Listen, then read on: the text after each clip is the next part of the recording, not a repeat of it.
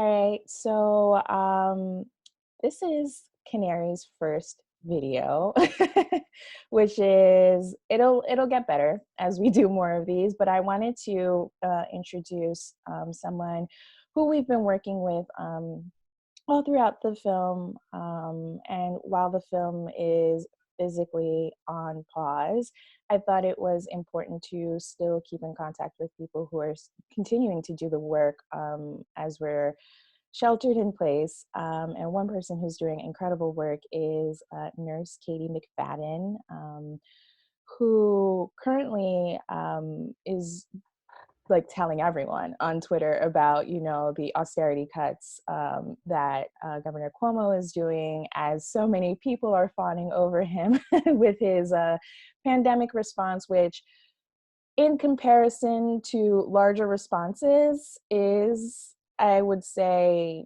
meeting the very bare minimum. And because we've been so deprived of like political will to do any kind of galvanizing action, I think that's why people are, so quick to glom onto him. And a part of that is very understandable, but I do want to talk to Nurse Katy about all of those things, and like the work that she's been doing with regards to that. But first, Nurse Katy, do you like Nurse Katy, or how do you want to be referred to?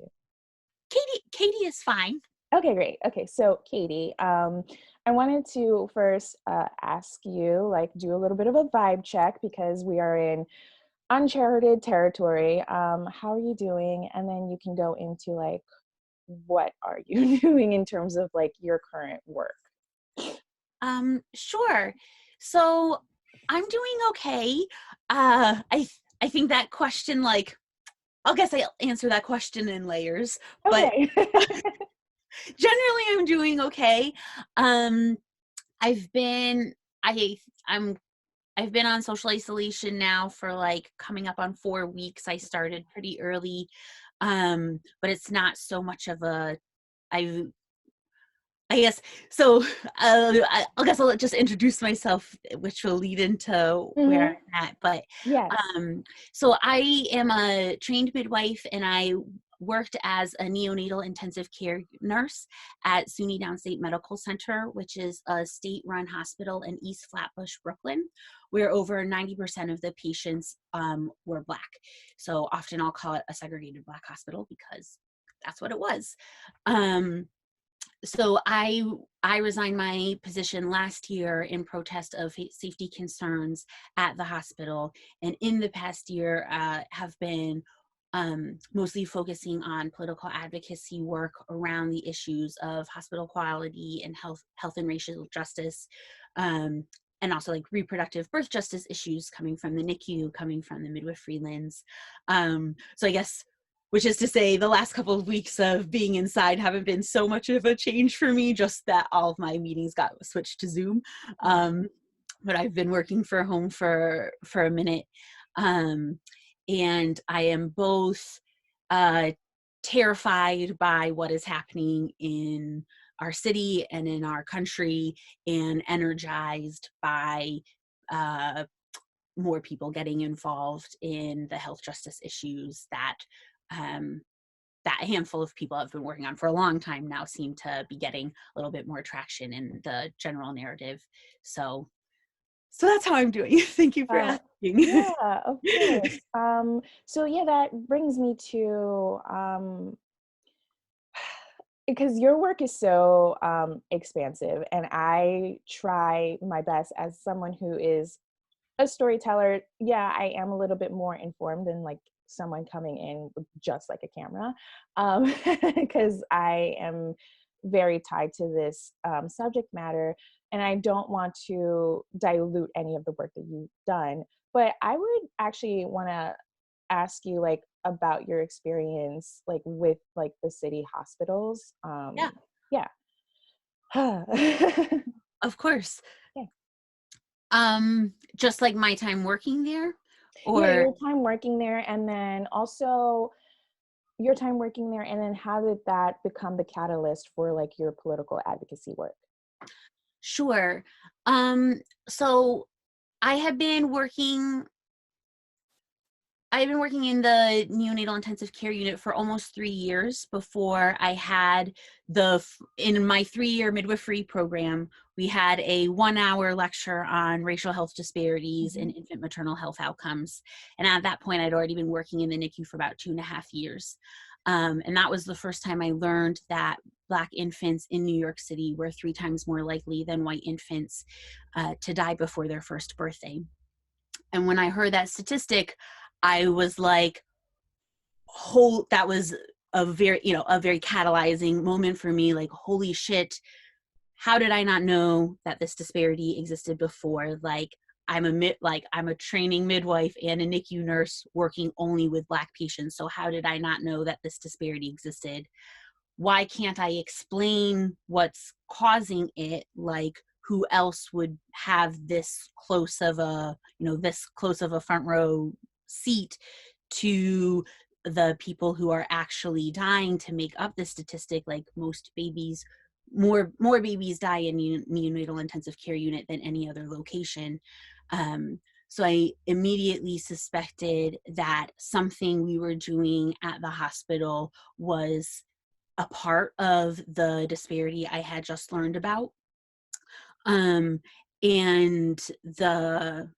like, kind of all at the same time, I'm thinking, I wonder if this has to do with the understaffing at SUNY Downstate and at Kings County, which was an 80% Black serving hospital right across the street from SUNY Downstate. Because we're constantly understaffed, we're often having medical errors on those understaffed shifts, and people are getting much worse care than they would otherwise on understaffed shifts. And that worse care is only affecting Black people because of the patient population we serve. So that would ripple out to cause population health disparities. So that was kind of all in one lecture, like in like an hour/week of my life of being like, hold the phone, something is terribly wrong that I have been a part of. And it is a part of what is wrong is that I didn't know that there was something wrong beforehand. Or I didn't realize the extent to what was wrong beforehand. I obviously knew understaffing was an issue, and I had been advocating around understaffing for an issue, but I had also worked at a hospital in upstate New York where understaffing was constantly an issue. So I didn't, and that hospital is predominantly white serving, so I didn't necessarily see it as a racial issue. I saw it as like a hospital issue. So when I graduated from midwifery school, I decided not to look for midwifery positions and just to stay in my role as a registered, like in the NICU, because even with a master's in midwifery, I couldn't explain what was going on, and I didn't want to perpetuate medical racism by taking on a position with more power in a system I did not understand but was clearly hurting people. So the first year where I was out of midwifery school, I kind of used all of the time that I had been doing my coursework to do self-study courses in neonatal intensive care. And what I learned was that essentially, like, the style of nursing care that I was providing to the infants in my care and that I had been trained to provide to the infants in my care was outdated by like 30 or 40 years of research that showed better ways to interact with premature infants, better ways to provide care for them that support and protect their neurodevelopment in the time that they're in the NICU. So I'll just, like, a little tangent, like, so the brain is supposed to form for 40 weeks in like this temperature controlled, wet, warm environment where you're curled up in a ball like this inside your mom's tummy or your birthing parent's tummy. So if you are born at 25 weeks and now there's light, now there's sound, now there's different temperatures, now you are crying and you're using your lungs, months before you ever should have had to. So the environment in which your brain forms is now very different from the environment that it was intended to form in. And so the type of care that a nurse, the closer our nursing care can mimic the womb, the better the outcomes for the baby. And that science of how to deliver like womb-like care has been rapidly developing over the past decades, because we only have had NICUs, or like the technology to keep these babies alive, since the 60s or 70s. So the technology of how to not just keep them alive, but how to help improve their outcomes is like, this is very recent science.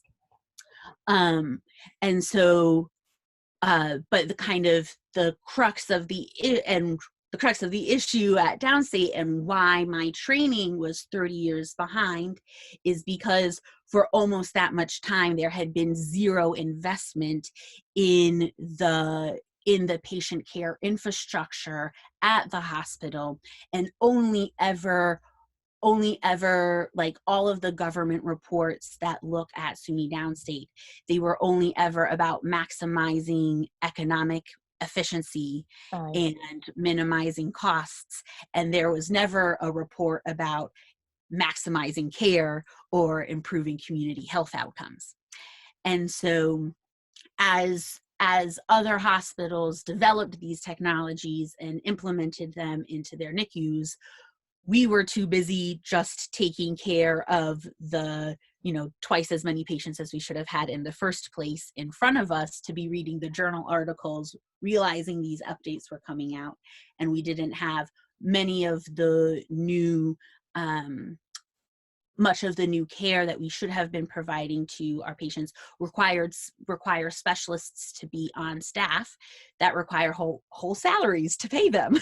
And again, like, if the hospital budget is not tagged to providing quality of care, and it's tagged to some artificial, I guess this is what we have left over to spend on public health issues, then we don't have the ability to hire the staff necessary to implement what we are learning to be the best way to care for a specific patient population. And therefore, like, our outcomes are always going to lag behind the hospitals that are not only implementing those improvements, but these are the hospitals that are coming up with those improvements and doing the research. And so the first year out of midwifery school, I was doing all of these NICU self-study courses, and essentially every course I took, I was like, holy shit, the way I've been doing things has been hurting babies, and I didn't realize it. And now that I've read this course, or like now that I've taken this course, I know differently how to do the hands-on care. But B, how am I, like, the only way all of my coworkers could learn this information is if we had the paid time to go to class to learn it. And we don't have the time to take care of our patients as is. And then C, often these self-study courses would say, like, if you're struggling with providing this treatment, confer with so-and-so the specialist. And I was like, well, that's funny, because so-and-so the specialist doesn't exist at this hospital. So I couldn't confer with them on a baby with an issue beyond a basic nursing skill. And every time I went to my bosses to say, like, the textbook says we should have a physical therapist to refer to for these issues, where's our physical therapist? My bosses would say to me, here's 5 years worth of requisition forms to get a physical therapist hired here that have all been denied because of budget constraints. Ooh. And so and so that is a very stressful realization, and that's a very stressful that sucks for reality, and a stressful realization, and also very difficult to know where to go from there.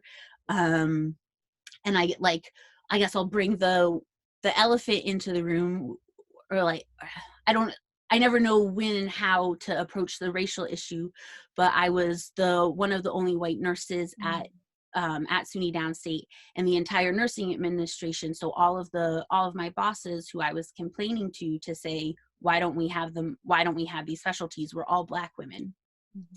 And so it was kind of I think from their perspective is like it's cute this white lady is just realizing that systemic racism is a thing. kind of wish she wasn't like all up in our emails about it so that we could like keep managing it the best way we've learned how to through the decades of austerity measures. And me saying New Yorkers don't know babies aren't getting physical therapy because we're too cheap to raise our taxes. And like, so someone needs to draw the connection between our underfunding of the public hospitals and babies getting poor care. Because if you go to our website, it says SUNY Downstate providing excellent care, the only academic center in Brooklyn providing excellent care in Brooklyn.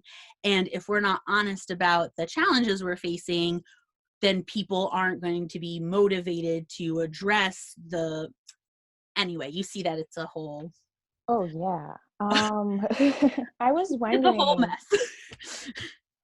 Whew, I was wondering, as you're speaking, and like as you're saying, it's a whole mess. In my mind, I'm like, how do I make that connection? Like, okay, so SUNY Downstate is a public serving hospital, and there is a connection between the number of people who are on Medicaid, which already is in New York more of a racialized issue. I think broader, it's it's kind of a mixed bag, especially down south. But I wanted to understand, like, how does that factor into, so you can speak to this a little bit more, because even myself, as you're talking about, like, oh, who is this, like, lovely white woman talking about, structural racism and coming in here, like, protesting. I cannot speak to the white part, but I am one of those people who, sadly, because of some class divisions, I didn't understand even, the Medicaid debate until very, very recently. Uh, Even though, like, I've had moments where, like, during unemployment, I had to be on Medicaid, but I've never been in the system enough to understand. And I wanted to know, like, so what is currently going on with the Medicaid budget, and how does that, like, relate to, like, the funding for the public hospitals, and, like, how does race all tie into that? Yeah. So there's like three levels of structural racism that are affecting, or that affected SUNY Downstate's budget. And like when I first started getting involved in like racial and reproductive justice health issues, I heard the term pervasive anti-Blackness, Mhm. and like I was like, okay, I mean, like, white people aren't that bad. And then I learned about hospital financing, and then I was like, oh, pervasive anti-Blackness. Mhm. Got it. Okay, Yeah. so the three levels as they exist is, the first is, as you mentioned, is the split between public and private insurance um, in the United States and in New York generally. So Medicaid Medicaid pays about half as much for, at least in my field of obstetric services, Medicaid pays about half as much for obstetric services than private insurance does. Hmm. And so what happens is, if you have a hospital that serves a disproportionate amount of people who are on Medicaid, like if you have an only Medicaid serving hospital and an only private insurance serving hospital, the private insurance serving hospital is going to get paid twice as much money for ostensibly providing the exact same care. Or we would like to believe they're, in our upside down world, we believe they're providing the exact same care. We're shocked when they don't. Mhm. But in reality, there's huge differences in the income streams between hospitals depending on the patient populations that they're serving. So the like, in structural, like, for something to be structurally racist, the intent doesn't need to be racist, Right. just the outcome. But here, but in this conversation, in every step, both the intent and the outcome was specifically anti-Black, was specifically racist. So the current way, like the current racial implication of the private public insurance divide is that 2/3 of Black birthing people are on public insurance and 2/3 of white birthing people are on private insurance. Mm-hmm. And so if you have so working at a predominantly Black serving hospital, kind of in this situation also means you're working at a predominantly Medicaid serving hospital because of the racial overlap of who's getting what insurance in New York. So then take a step back. So like, why is it that more Black people are on public insurance? Well, we made decisions about which sectors of the, like, most people get private insurance through their jobs. Yeah. And when we made legislation about which type of employers would have to offer private insurance to their employees and which employers would not have to offer private insurance, it came largely down color lines of industries that had been segregated from Jim Crow. So like we more white people have private insurance because we made more industries that had been segregated to be white offer private insurance, while not forcing the sectors that had a disproportionate number of Black people working for it to offer private insurance. Now, why aren't we all just on the same national insurance plan?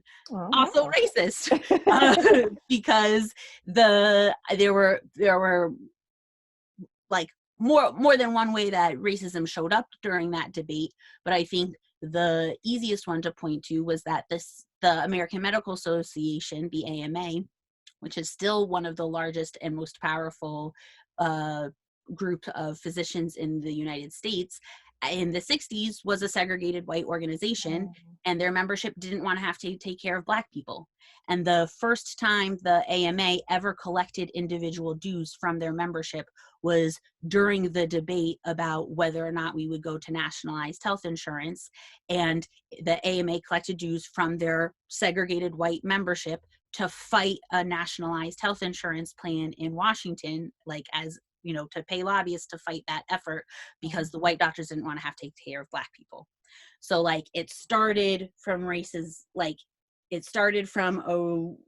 racist motivation, and has, you know, more like through the decades, the expression of how that has hurt Black communities has changed. But like, it's, you know, as you know, we know that we can't do there is no separate and equal. So like, as long as we have a private public health insurance, there are going to be ways we use that to oppress people. And because of our history of white supremacy, it's disproportionately those people are going to be Black. So, and then like, even just staying on the topic of like private public insurance, even when you look at our public insurance, we have Medicaid and Medicare. Medicare is the insurance we offer to the elderly and the disabled, and Medicaid is the insurance we offer to the poor. And in New York, Medicare sometimes pays 6 times more for services than what Medicaid does. And it's, again, like, it's easy to see, I think it's easy to see the racial implications of that, because the lawmakers who made the decision that, like, white people know they're going to get old and they know that they may have disabled children. And so they made the health care that old people and disabled people get actually tied to what it costs to provide good care. But certainly white people in power don't think they're ever going to be poor. Right. So it's kind of like, fuck the poor. Who cares if the Medicaid reimbursement rates can actually pay for any kind of quality of care they get, like, and the way that it is divvied up, Medicare is within the legislation is benchmarked to certain costs of care, and Medicaid is just like whatever we have left over in the budget, divided between however many people are using Medicaid at that time. So Dr. Saidiya Hartman originated the framework, or like the idea of the afterlife of slavery, which is like the enduring racialized violence that originated in slavery but still shapes everyday life. And I think I think, hopefully I won't butcher the quote, but she said something like, slavery left a measure of a man and a hierarchy of value that is with us today, something to that effect. I think like it's so clear when we look at insurance, health insurance, like this is what is paying to keep some people alive. This is what is paying to let people bring new life into the world. And like, how more clearly do we have a hierarchy of value in the United States than by saying your life is worth this much amount to save and yours is worth half that, which is like the premise of our insurance system. So the next layer, the second layer of structural racism is that like Medicaid knows they don't pay enough money for facilities to operate unless if they were only to serve Medicaid patients. And so they created so they essentially admit within their own legislation that it's inequitable by creating a separate pool of money called the Disproportionate Share Hospital Fund. And that is supposed to be a pool of money that gives extra payments to hospitals that serve a disproportionate share of people who are on Medicaid or who are on public insurance. And in most other states, that is how that money is used. In California and Massachusetts, the money goes to the hospitals that need it. In New York, we have a law that takes this DSH money that comes from the federal government and separates it into two pools, one for the private hospital to divide into and one for the public hospitals to divide into. And the pool for the private hospitals is like $900 million and for the public hospitals is 130. What? Okay. So on average, there's a great, if you look up the report, an examination of the indigent care pool, which sounds boring, but I promise you is like just fireworks on every page. They have a graph that shows the private hospitals getting paid millions of dollars more than what they spent. So just profit from the DSH funding, while the public hospitals are going tens of millions of dollars into debt providing care to underinsured patients. On average, the private hospitals get paid 8 times more per patient to see someone who's on Medicaid or who's uninsured than the public hospitals do. That's so backwards. Yes. I don't get it.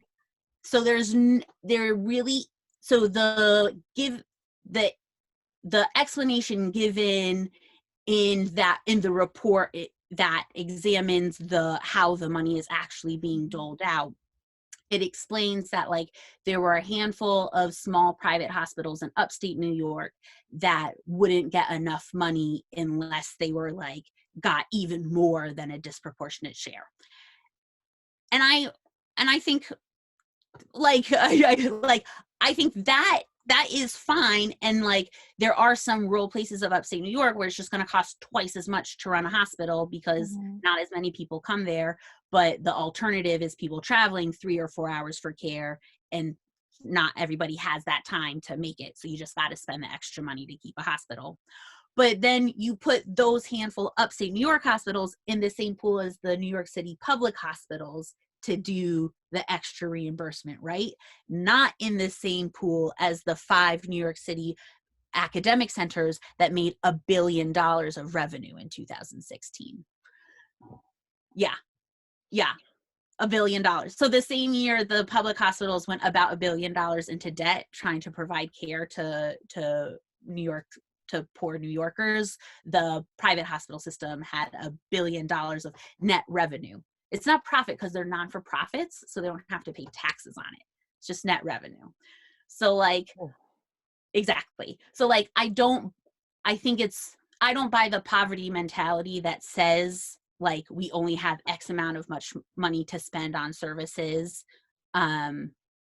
Like, so figure it out. Like, I think every yacht is a policy, every privately owned yacht is a policy failure. Like, as long as there are billionaires in New York, we have the money to provide excellent care to everybody. It seems like, sorry to interrupt. It just seems like with a lot of things that kind of like when you were talking about like, we need to connect the dots, the very first dot we need to connect is that scarcity on a larger scale is mostly manufactured. Exactly. So like, I want to like, I would first want to push back that like the scarcity mentality is something rich people try to get us to believe in Exactly. so they Yeah. can stay filthy rich. Rich. Right. But even if you're going to say we can't spend any more money than we're currently spending on healthcare, okay, take the $1 billion of profit from the private hospitals and give it to the public hospitals. I fixed it. Like, Yeah.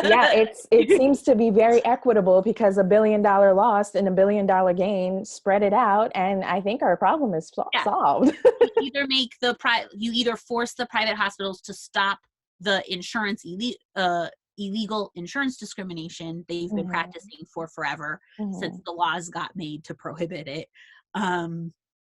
and like force them to shoulder the same burden of providing care to New York City's poor, or you make them for-profit corporations and take all that tax money from taxes and put it in. Yeah.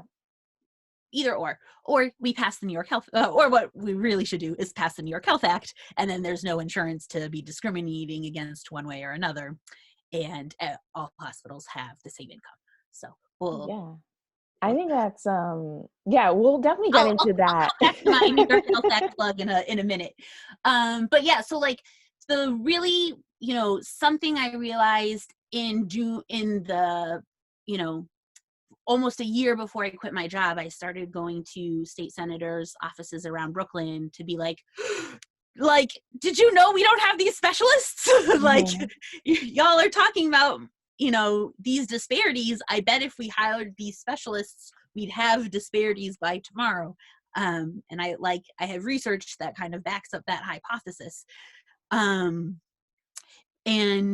And they were like, oh, cool. Do you have a bill that I can sign on to get that done? And I'm like, what do you mean, do I have a bill? Like, I'm a nurse. You're the legislator. I thought, like, I give you my information and then you make that into a law. What I didn't realize, like, what I now realize is it's certainly at the state level, most state assembly people, and the New York State Assembly is like analogous to the federal Congress. So most assembly people and state senators have between 4 and 7 people on their staff, and like none of them is their job to show up to work and like read reports and do research and take, and call experts and put that into making a great law.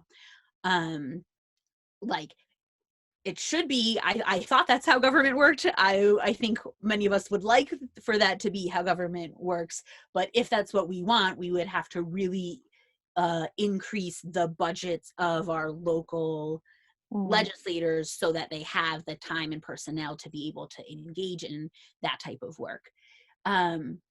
I think I thought that because I would hear news reports of like, oh, a legislator put out this law and they forgot to even change the letterhead from the lobbying organization that handed it to them. And now I realize, like, no, like, that's just how laws get made. Like, yes, there are legislators that are experts on certain issues that write laws on those certain issues.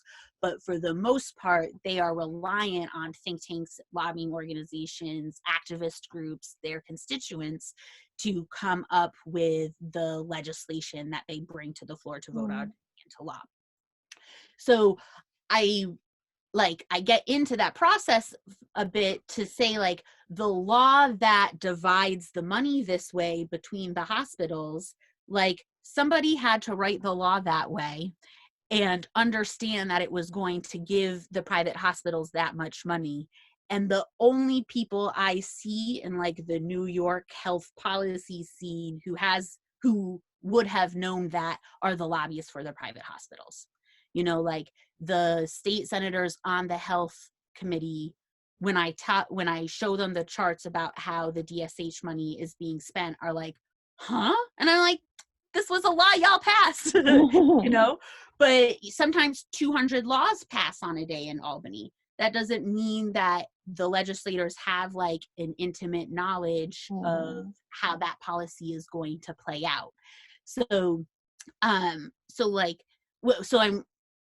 I guess I'm trying to say the effect of the DSH, um, the effect of the DSH allotment is racist, and the mechanism by which it came to be was is white supremacy. Is that the the predominantly white legislator of New York voted for a law that was probably handed to them by the disproportionately white serving hospitals that would, like, that they knew and probably no one else did, would give them a lot of extra money.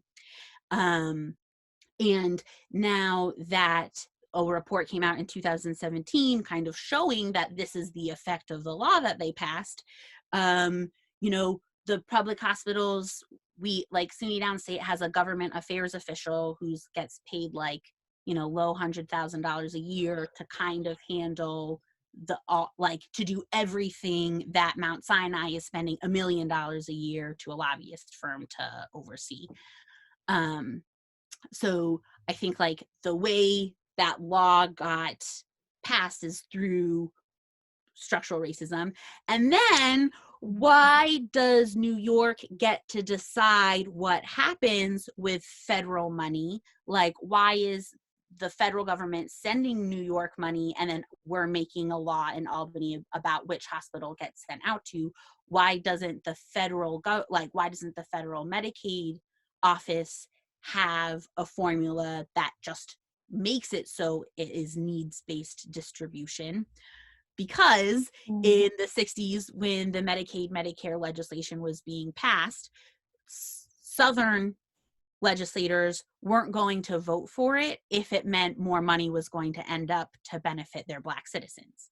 So they would only vote for Medicaid, Medicare funding if the allocation of the funding was allowed to be made at the state level. So Albany is currently using a tool that was specifically made to disenfranchise Black communities. Albany is currently using to disenfranchise Black communities. Now, and then, so the third level of the structural racism in financing, much more simple. There are three SUNY hospitals: SUNY Upstate, SUNY Stony Brook, SUNY Downstate. The other two are predominantly white serving, and we're getting $50 million a year in the state budget. SUNY Downstate is 90% Black serving and wasn't. And when I asked the staffers for state senator, like, very few people knew that money had been taken out of the state budget. And when I asked people who knew about it, they were like, "Oh yeah, Cuomo doesn't like Downstate." I'm like, what do you mean Cuomo doesn't like Downstate? Like, governors don't just get to not like a hospital and fund them. Like, so, I mean, if a white man who was born before Jim Crow ended, like, selectively withholds money from a Black serving institution that in very direct ways led to patient deaths, like, I don't know what else to call that besides white male supremacist governance. And so now that Cuomo is getting like all of this praise for how he's managing the pandemic in the past 2 weeks, and I'm just like, but what he has done to the hospitals over the past decade, and what he is like still dead set continuing to plan to do, like, the emergency wouldn't be this bad for him to get the credit of managing it if he didn't lead us to this point of where we are in the hospital system in New York. Yeah, I remember saying this to someone, like, the hospitals are really overloaded, and I briefly mentioned, like, there's like budget cuts to Medicaid that's on the chopping block. And then they're like, yeah, well, it's ineffectual. It's like, well, no one asks why it's ineffectual. Like, he effectively created these circumstances that's leading to all of this, like, hullabaloo. And then because that's all obscured, and what's being shown is him and his brother going back and forth, doing scripted cute banter for PR purposes. And then he's like speaking in a tougher tone and, you know, telling Donald Trump what's up. It's like, oh, look at that. But it's like, this didn't happen to him. Like, it was, especially structurally, he is Mhm. literally the person in power to Mhm. organize these kinds of structures. So like, he's just kind of like making up, what he did, like the homework that he didn't even do in the first place, you know? Yeah, I mean, like But the GoFundMe's for masks, every GoFundMe for masks for healthcare providers I've seen has either been for a hospital that was one of the one that netted $1 billion oh and then gosh. didn't didn't use it to prepare for an emergency, or has been at a hospital that is still facing budget cuts this year, and that Cuomo is like retweeting thank you to our healthcare providers, like, you know, reach out if you can help get us them, like help get them masks. Well, why didn't we have the resources to prepare, to stock up and prepare for something like this before? Because Right. at our budget every year he's been in office, or I'm not actually, I take that back, I'm not sure every year he's been in office, but at he's been in power for 10 years in New York, and through that decade there have been huge sweeping cuts to the public hospital Mm. system. And like, I just, it drives me bonkers that in any other area of life people say follow the money, and then there are all these health journalists who like put out a you know, who put out a story one month about cuts to the hospital, and then the next month about a patient dying from understaffing, and don't think to connect, Right. that the two things may be related. I wanted to ask then, so as we were talking about like the pandemic response, um, and on the other end is like this impending like budget cut. I wanted to ask you more in depth, like what is set to be done about Medicaid right this minute? And I know April 1st, so like yes, or tomorrow rather, tomorrow's Uh-huh. like kind of the deadline. So I wanted to ask you if you could walk us through what's in store, why this cut, and what can be done to, I guess, in Mhm. the 25th hour, make some noise about it. So this this I'm less of an expert on. Okay. Um, wh- I mean, this is I'm less of an. Well, I'll tell you what I know. So Okay. the, Yeah. which is the Medicare. So there's a Medicare redesign team too, which makes me think I need to learn a lot more about what happened during the Medicare redesign team one, because I Mhm. suspect that that plays an important role in the last 10 years of the diminution of hospital quality here. Um, but essentially, Cuomo wants to, uh, we're looking at a budget deficit, Mhm. and Cuomo wants to save money in the state budget without raising taxes on rich, you know, he wants to deal with that by cutting costs instead of raising revenue, even though we have over 100 billionaires in the state and over 44,000 multi-millionaires, Mhm. which we could collect $1 million from each of them and they'd all still be rich. So like, essentially that mindset of we're going to keep the budget the same, even, you know, come hell or high water, or we're not increasing spending come hell or high water. Well, you got Mhm. to take that money from somewhere, Right. and one of the biggest state expenditures is Medicaid. So Cuomo put together the Medicaid redesign team, which was supposed to find savings in Medicaid for the state budget. And so they published their report March 19th, which, so I say, like, I'm not fully an expert because I have it printed, but I haven't read it yet. But Mhm. like, the conclusions of the report were, for $2.4 billion in cuts to Medicaid spending overall, $400 million of which would come out directly from the New York City Health and Hospitals Corporation, which is the 11 public hospitals, the ones that de Blasio's like, if you feel sick just and don't have health insurance, don't worry, just go to any of our public hospitals. They'll take care of you. Those are the ones that Cuomo is going to cut $400 million from in the midst of this pandemic. And there was another important number there that I'm forgetting.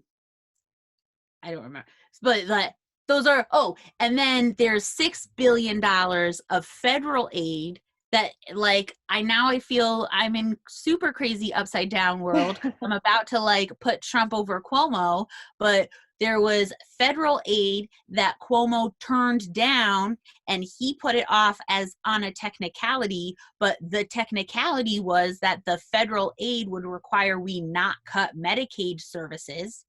And we can't do what the Medicaid redesign team wants to do, suggested that we do to save the $2.4 billion unless we cut services. So now Cuomo is turning down $6 billion of federal aid to help deal with the pandemic response so he can hang on to the $2.4 billion in cuts that the MRT recommended. So that makes no sense except to just be like, I'm gonna do what I want to do the way that I want to do it, and not have any kind of help from, like, a supposed, opposition party. And I say supposed because I think at the end of the day, their bottom line is both their priorities. They just go about it differently. Some, as we talk about capitalism, structural racism, sometimes the racism's a little bit more overt on the other side than this side. But, with structural racism being baked into like their need to prop up capitalism, it's still racist nonetheless. So it's, they're not oppositional at the end of the day. It is really scary. Like, I mean, so like the pandemic is moving quickly, and it's all of us are having to, all of us are having to take time and readjust our mindset. Mm-hmm. And so, no, I'm not going to make, so like, I was going to say like, so maybe it's just taking Cuomo a week or two to realize like, we can't just keep going with, but no, like, I can't even give him that benefit of a doubt, like, he can't claim, even when this pandemic started being an issue in China, that's when like, we should have had a ready to go preparedness for any respiratorily transmitted pandemic ever, because we know that that's a threat. Yeah. B, when we heard that this was an issue in China, we should have been ramping up, because where would it hit in the United States first, besides our major transportation hubs where people are traveling in and out to all of the time? And then like in December is when NIPRIG put out a report saying New York has the worst hospital quality of any state in the union. So like, if I was the governor of a large transportation hub that just got a report saying our hospital quality is an aberration in the country, I would have said, maybe now's this time to start stocking up on vents, masks, etc. Right. So like, the fact that the Medicaid redesign team was still chugging away and putting out these recommendations 2 weeks after I had gone on physical distancing in case in case there are no more nurses because they all catch coronavirus, like, it's just, he can't have less foresight than I do about these issues. Right. And that's essentially what's happening. Right. It's just so the logic of wanting to get the shortest term profit. So saying like, no, if we stock up and do all of this and there's no chance that, there's like a slight, even though the chances were high enough for me, like, listen, this is a problem, even though it hasn't hit yet, they could be like, well, if we're not going to use it, then this is like equipment that's just sitting here. And like, there's been reports about like, you know, people, hospitals not even wanting to like take in ventilators because that's a lot of money and they are only going to use it for this one purpose. And then it's just going to sit there. And like, that's the mentality, is like, Mhm. the short term profit loss is what factors into the overall thinking. So that's why you're like, we're not going to stock up and prepare and, you know, spend all of that money in that way when Mhm. we can, you know, cut the money here, and then, you know, basically cut our losses and then restructure. And like, with restructuring, there's massive layoffs. Like, no one ever talks about what restructuring means. It means, you know, taking money, and also basically divesting labor force. um so like, yeah, it's just like super, this is like this hyper focus, even to the point of irrationality, on short-term profits. Mhm. And that's what you're talking about, basically, is just like, you have the foresight because that's not how your brain operates. But they understand foresight in a way that's like, no, it just like economically doesn't make sense. Mhm. um And we've put like the public health sphere, because it's, you know, synonymous with the healthcare we give to poor people, is like not in the headspace of people with power. I mean, until it comes for them.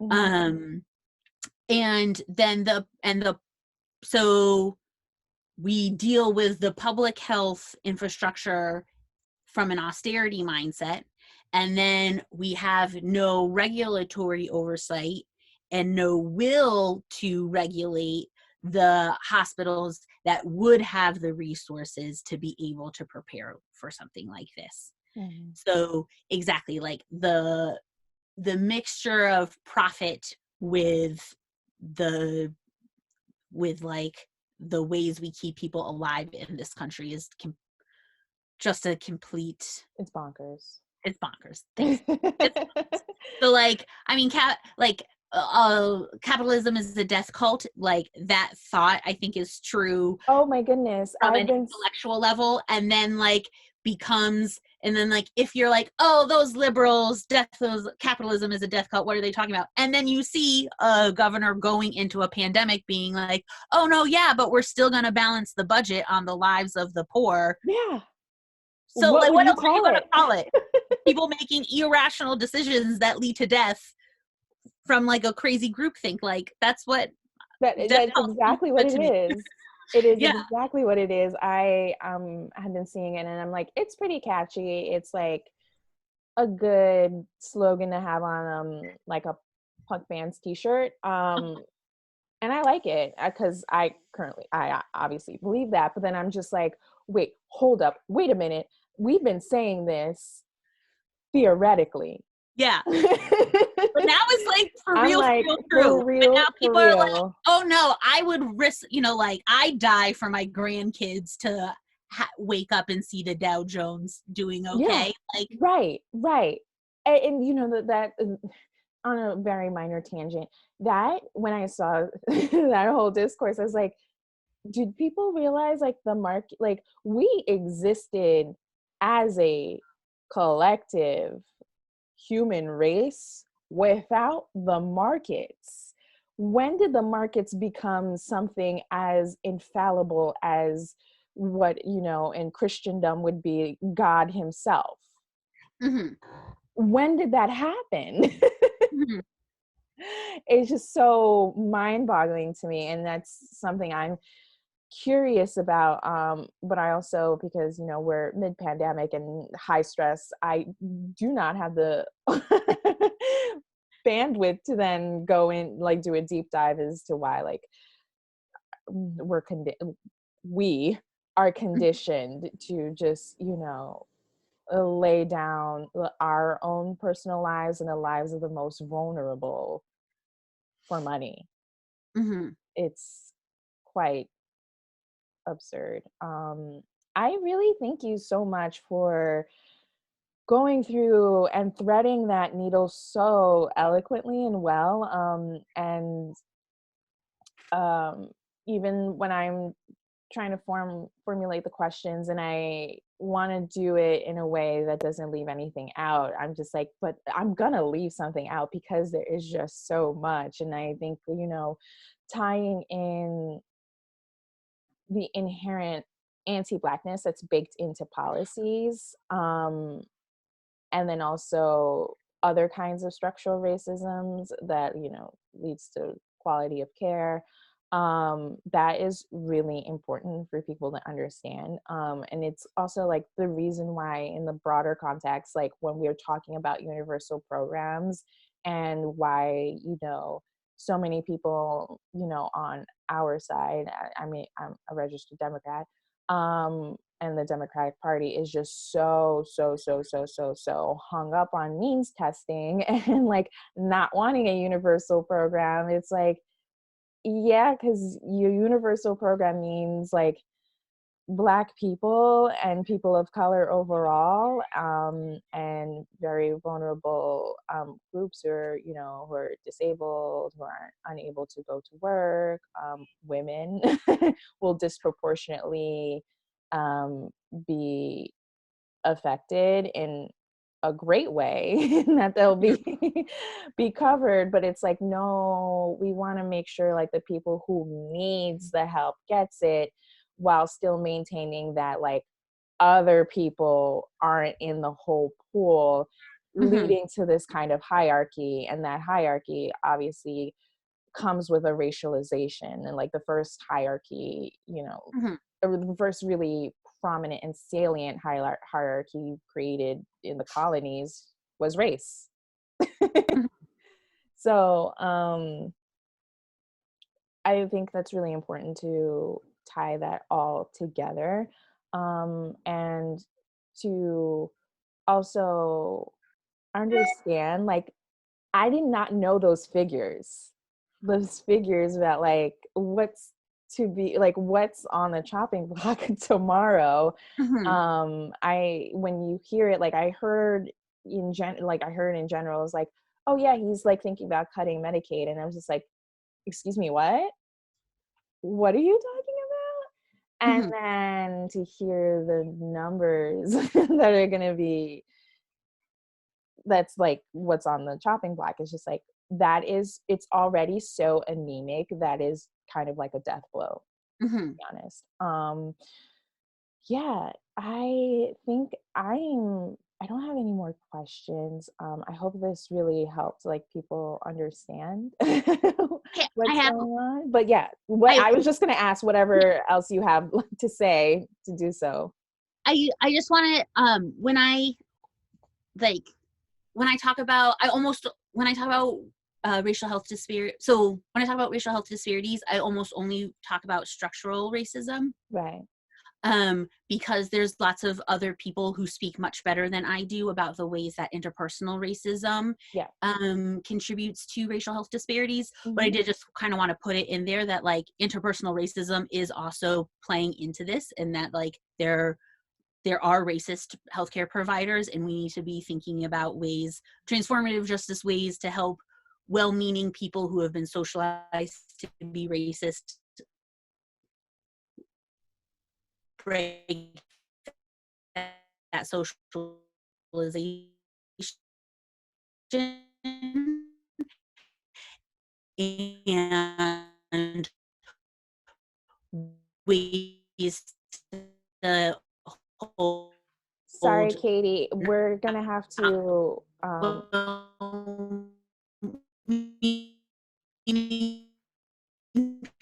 people account. So okay. um just thinking of the ways that like structural racism plays into interpersonal racism, Mm-hmm. because when the government puts the reimbursement rate for people on public insurance at half the rate of people on private insurance, they are using the most powerful narrative creator that exists, which is money, to say this group of people is worth less than that group of people. And so if during your training, you're only working with Medicaid patients because those are the patients you train on, you are cultured as a healthcare the structural racism enforces the interpersonal racism that you have already absorbed in our culture. Mm-hmm. And it makes it very difficult to question those things, and to even if you firmly believe that all of your patients deserve equal care, you don't have the structure that supports you being able to provide equal care to all of your patients. And so just the necessity for us to attack interpersonal and structural racism at the same time, because the origins are the same in the ways that they reinforce each other. Yes. And I just wanted to put that out so that the interview didn't end and think, did that white lady do a whole thing and not mention that there are racist doctors and nurses? Because there are racist doctors and nurses, and we have to we definitely, that needs to be a part of the solution.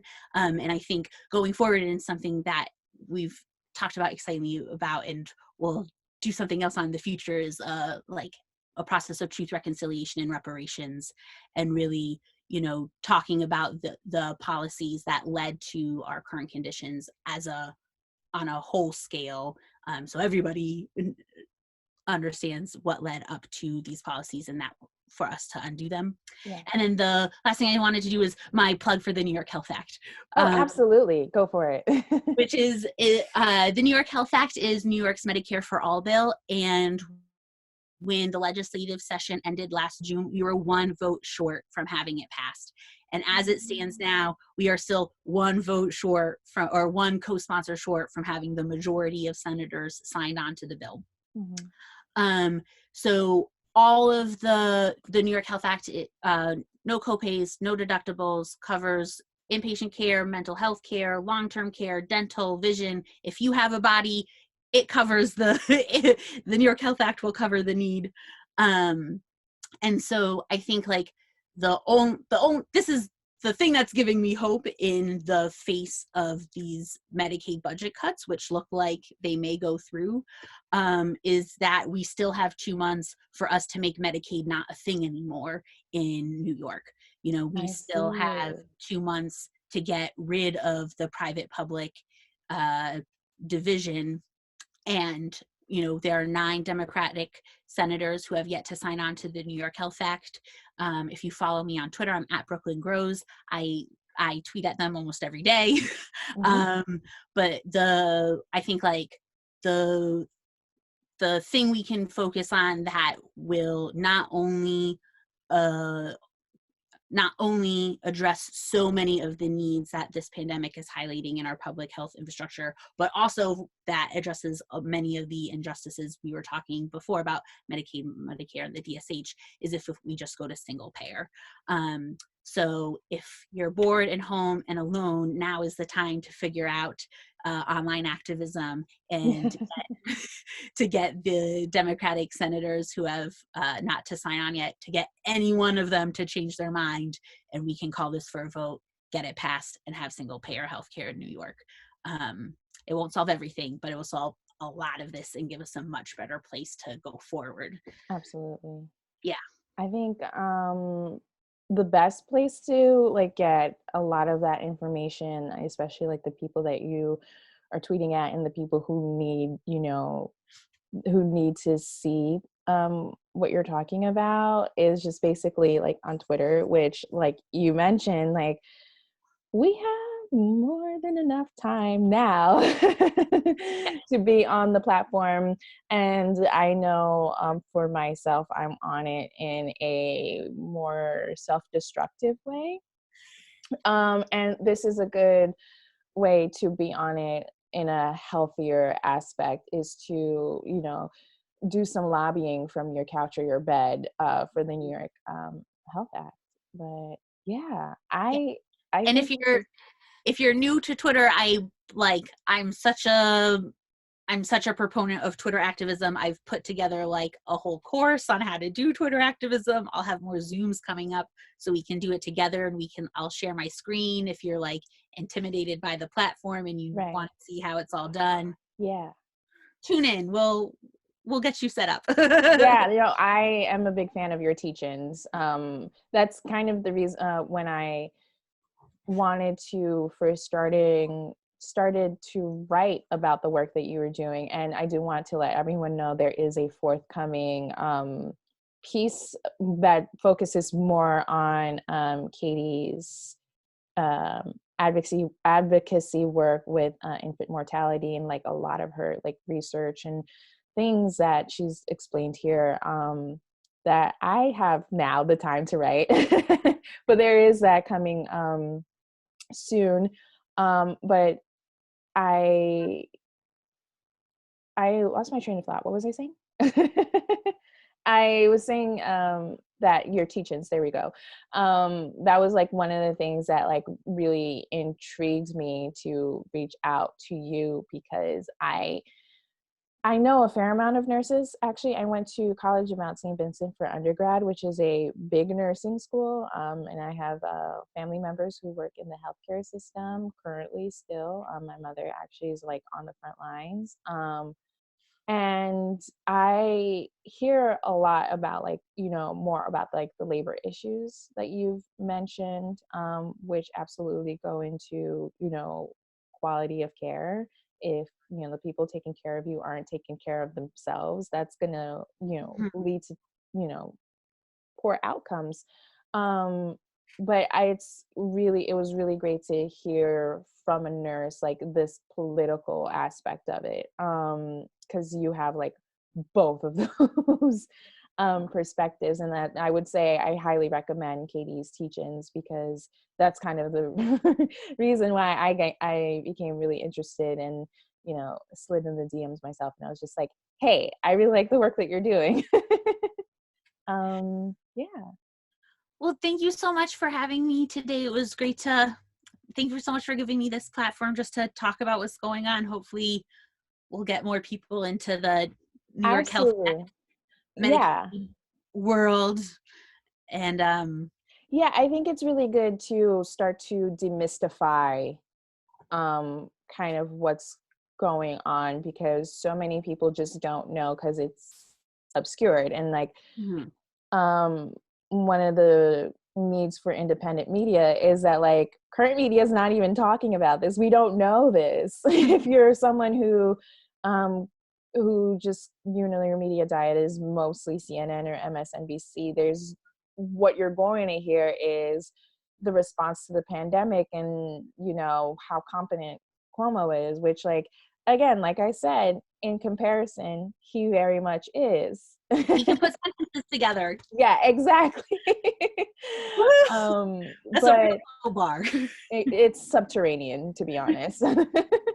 But to understand like the inner workings in a way that's not super abstract is very important, and I really thank you for coming onto this platform. It's not a big platform. Hopefully we can grow together.